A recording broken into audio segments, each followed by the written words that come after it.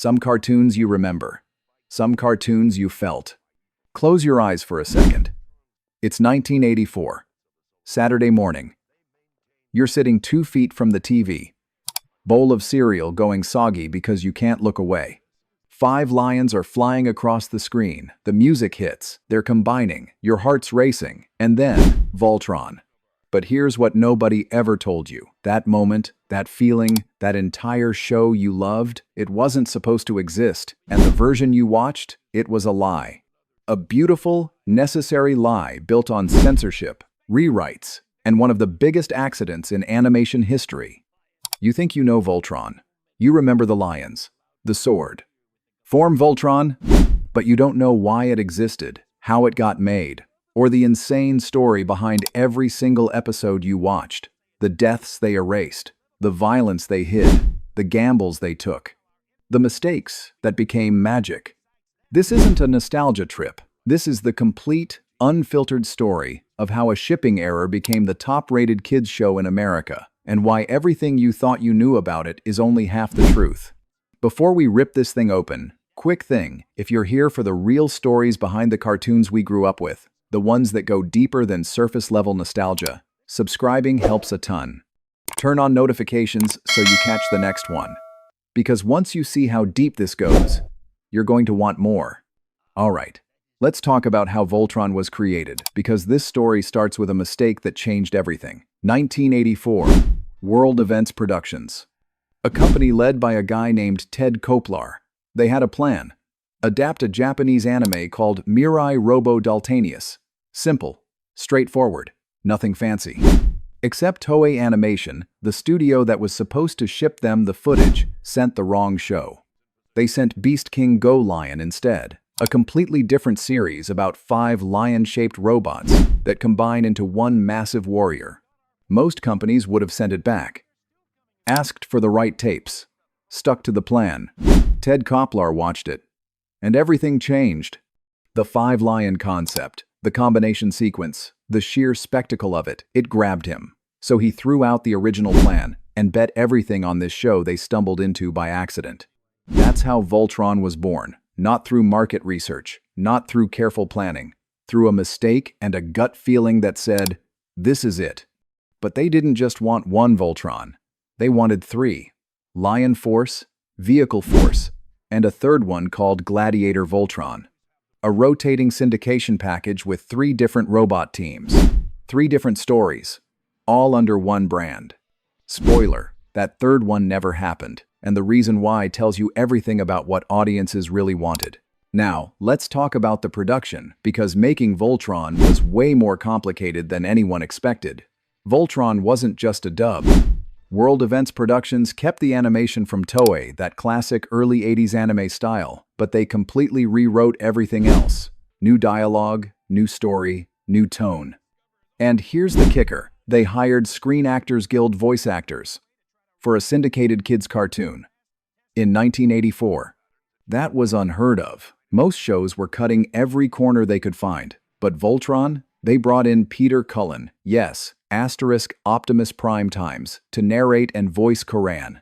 Neil Ross did Keith and Pidge. Michael Bell played Lance and Sven.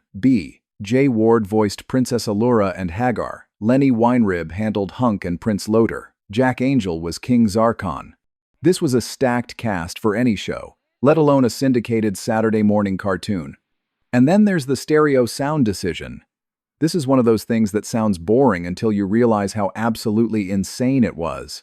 Voltron was the second television show in the United States to broadcast in stereo, the second ever. The first was The Tonight Show. But here's the crazy part. WEP made this decision times before the FCC had even approved stereo TV broadcasting standards *. They gambled on technology that wasn't officially legal yet. That's either genius or completely reckless. Maybe both. Either way, it paid off.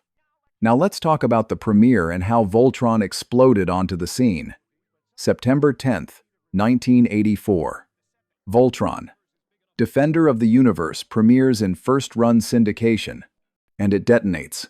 Within weeks, it's the top-rated syndicated kids show in America. Kids everywhere are glued to their TVs. The structure rolls out in phases. Lion Force episodes first, adapted from Beast King Go Lion. Then, Vehicle Force, pulled from Armored Fleet Die Rugger XV. And this is where that 3 Voltron dream starts crumbling. Vehicle Force didn't land. It wasn't bad, but audiences made it clear they wanted the lions, so WEP pivoted hard. They scrapped Gladiator Voltron entirely and instead commissioned Toei Animation to produce brand new Lion Force episodes just for America. Original content, made specifically because kids couldn't get enough.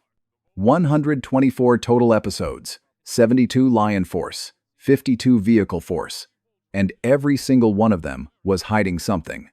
Now, let's talk about the team at the heart of the show, because if you only remember the robots, you're missing what made Voltron special. Keith, the leader. Calm, focused, the guy holding everything together. Lance, second in command. Cocky, always ready with a joke or a challenge to Keith's authority. Pidge, youngest member. The brains. The one solving problems everyone else missed. Hunk, the muscle, but with a gentleness that made him more than just the strong guy. And Princess Allura, ruler of planet Eris and pilot of the Blue Lion. Wait, pilot of the Blue Lion? Not originally. Sven piloted the Blue Lion first. And here's where the story gets dark. In the original Japanese version, Beast King Go Lion Sven's counterpart, Shirogane, dies. Not injured, not captured, dead. And then his younger brother Ryu, who looks exactly like him, takes his place as the Blue Lion pilot. 2 completely separate characters.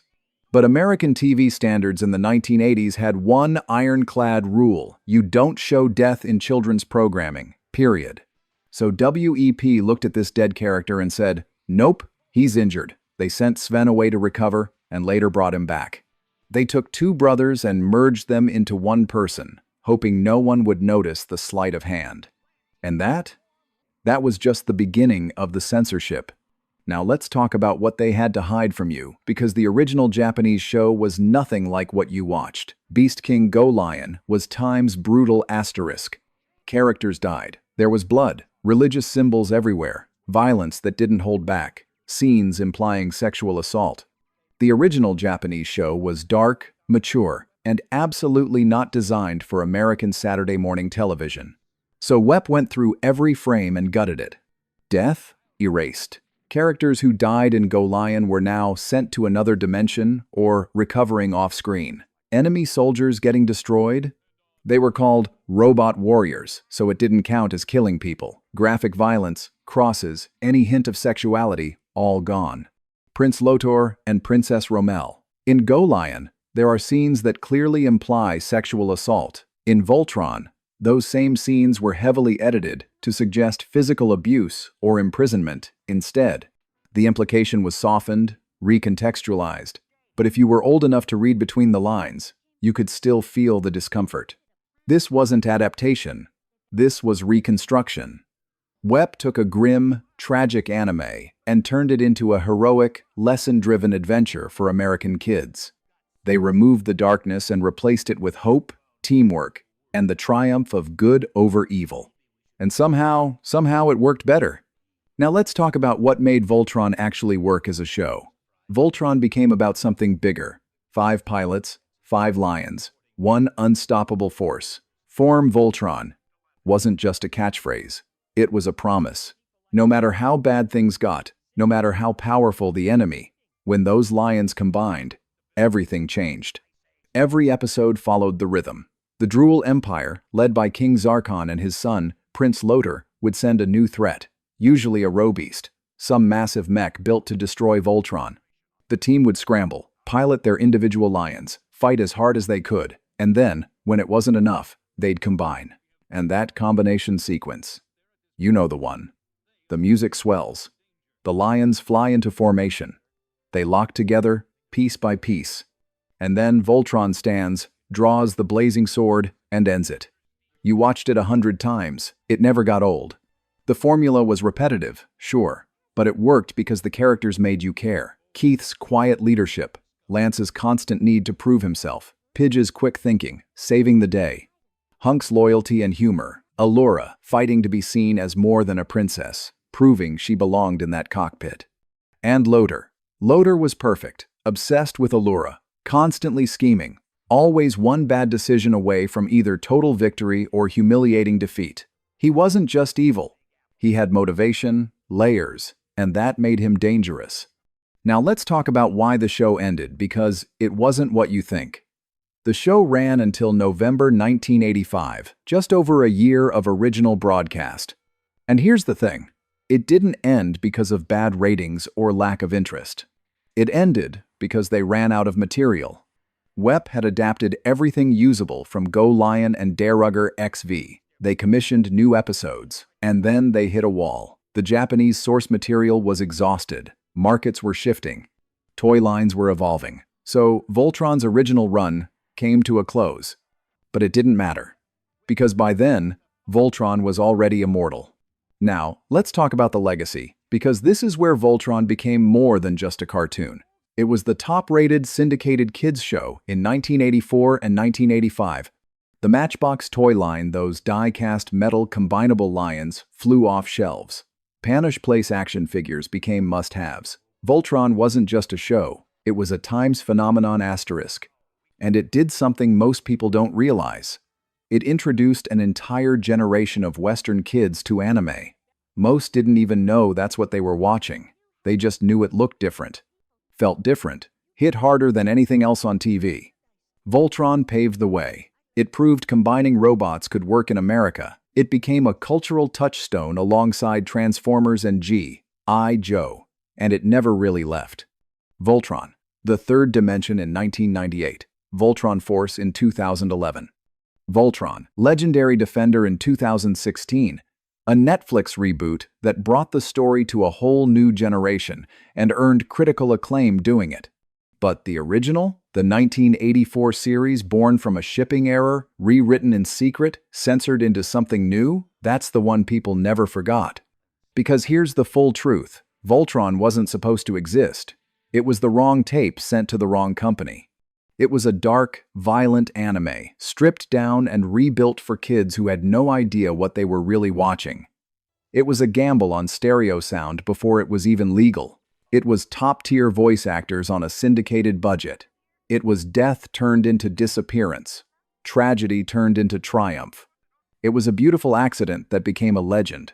WEP took 5 lions, 5 pilots, and 1 impossible idea, and they made magic. They censored the darkness and somehow made the light shine brighter. They ran out of episodes, but never ran out of impact. When those lions combined, when that sword ignited, when the narrator said, "Voltron, defender of the universe," the world stopped. And for one perfect moment, you believed in heroes. That's the entire story. That's the truth behind the legend. And if you made it this far, you get it. There's more where this came from, more stories, more secrets, more cartoons that shaped us in ways we never understood. Thanks for watching, and let's go.